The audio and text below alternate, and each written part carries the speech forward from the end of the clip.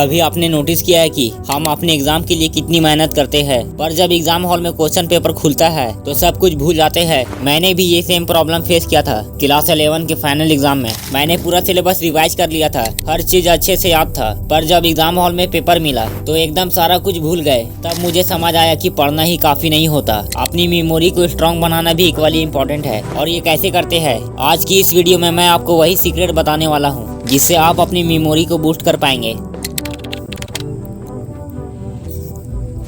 Hi everyone, welcome back to our channel. आज हम ऐसे मेमोरी हैक के बारे में बात करेंगे जो स्पेशली स्टूडेंट के लिए काम आएगा। अगर आपको लगता है कि आप याद तो कर लेते हो पर थोड़ी देर के बाद भूल जाते हो, या फिर एग्जाम के टाइम पे सब कुछ भूल जाते हो, तो ये वीडियो आपके लिए है। तो चलिए स्टार्ट करते हैं।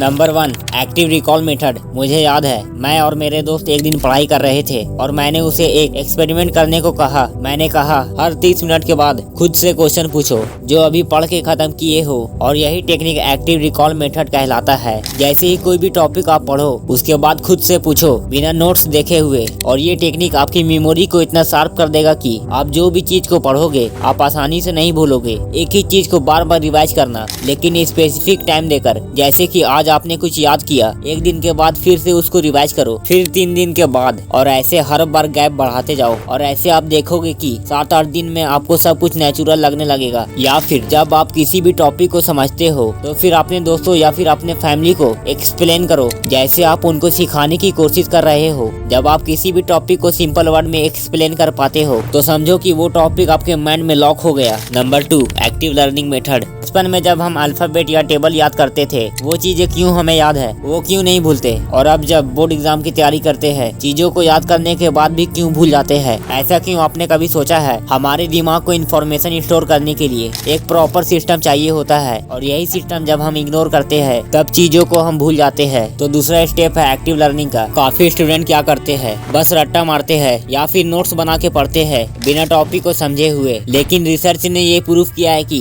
एक्टिव लर्निंग का मतलब होता है जब आप चीजों को एक्टिवली प्रोसेस करते हो। जब मैं 12th में था, मुझे केमिस्ट्री का एक टॉपिक याद नहीं हो रहा था, तो मैंने अपने दोस्त को वो टॉपिक पूरा समझा दिया। उसके बाद वो टॉपिक मुझे आसानी से याद हो गया। क्या आपने कभी गौर किया है कि बार बार दिखने वाली चीज हमें याद रह जाती है, और ऐसी चीजों को हमारा ब्रेन उस इंफॉर्मेशन को आसानी से याद कर लेता है। हमारा ब्रेन इमेज और डायग्राम को आसानी से प्रोसेस करता है। अगर आप कॉन्सेप्ट को इमेज के थ्रू याद करते हो या फिर कोई डायग्राम या फ्लो चार्ट बनाते हो तो वो आपको जल्दी याद होगा, और आप उस टॉपिक को आसानी से लंबे समय तक याद रख पाओगे। जब आप कोई डिफिकल्ट टॉपिक पढ़ रहे हो तो आप उसे विजुअलाइज करो। जैसे हिस्ट्री में कोई इवेंट याद कर रहे हो तो उसको एक स्टोरी से रिलेट कर दो। ये वीडियो आपको कैसा लगा मुझे कमेंट बॉक्स में जरूर बताइए। मेरा नाम है रेहान, मिलते हैं नेक्स्ट वीडियो में। Thank you.